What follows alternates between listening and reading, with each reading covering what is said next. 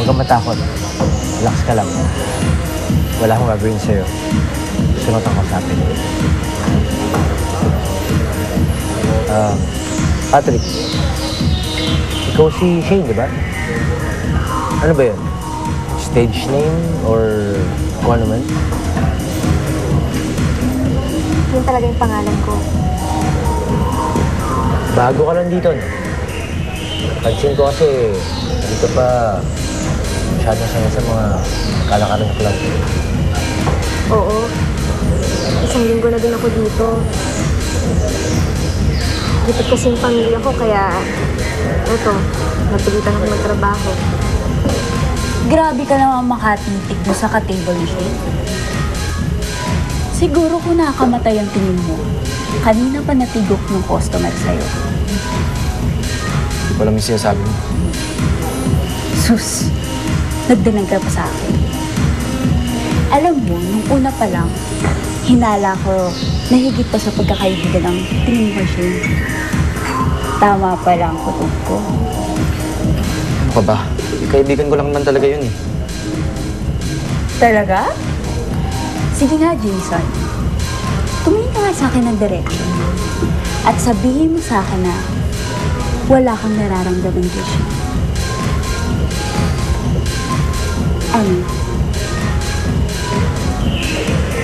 Pero yung performance mo kanina, magaling. Mahusay ka sumayaw. Ano mo kasi, ito talaga yung hilig ko eh. Ang pagsasayaw. Pangarap ko talaga maging dancer. Oo na. Tama ka. Higit pa sa isang kaibigan ng turing ko kay Shane. Pero, Rochelle, hindi sa kanya. Hindi man niya alam na may pagtingin ako sa kanya. Nako! Siguro kaya ka nag-apply dito para bantayan si Shane. Eh, ang alam nun, tanggal ako sa dati kong pinapasukan. Sa totoo lang, nag-resign ako para magtrabaho dito. Ano, bantayan ko siya sa mga mukhang katulad ng Patrick na yan. Eh, paano yan? Mukhang nagkakaintindihan na sila. Ito yun. Shane, may kailangan ako sa'yo. Gusto ko tang kausapin. Sinong bagay? Patrick, hindi ko kasi gawain yun eh. Hindi ako katulad ng mga ibang babae dito.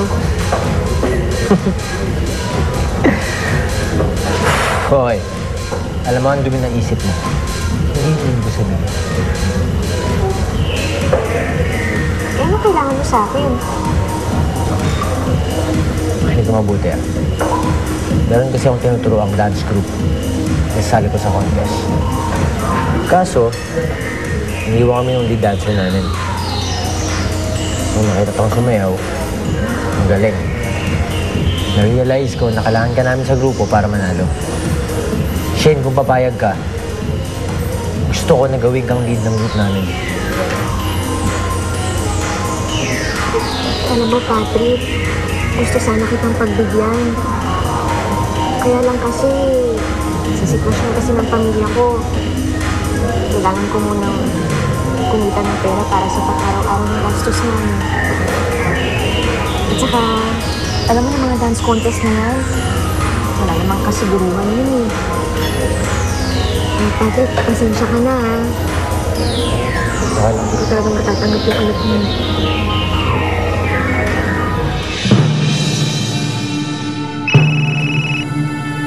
Hello? Nakuha mo na ang atensyon ko. Ano ang kailangan mo? Para sabihin mo sa akin ang lahat ng nalalaman mo. 2 milyong piso, Lisa. Kapalit ng impormasyon sa pagkatao ng anak mo at kung saan siya matatagpuan. Ang laki halaga naman yata noon. Gusto mo pa bang makita ang anak mo o hindi? Paano ako nakakasigurong hindi mo ako lulukuhin?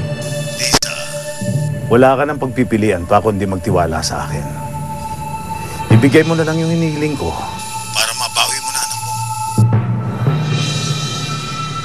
Sige. Pumapayag ako. Mabuti naman kung ganon. Ganito gawin mo. Dalhin mo ang pera bukas.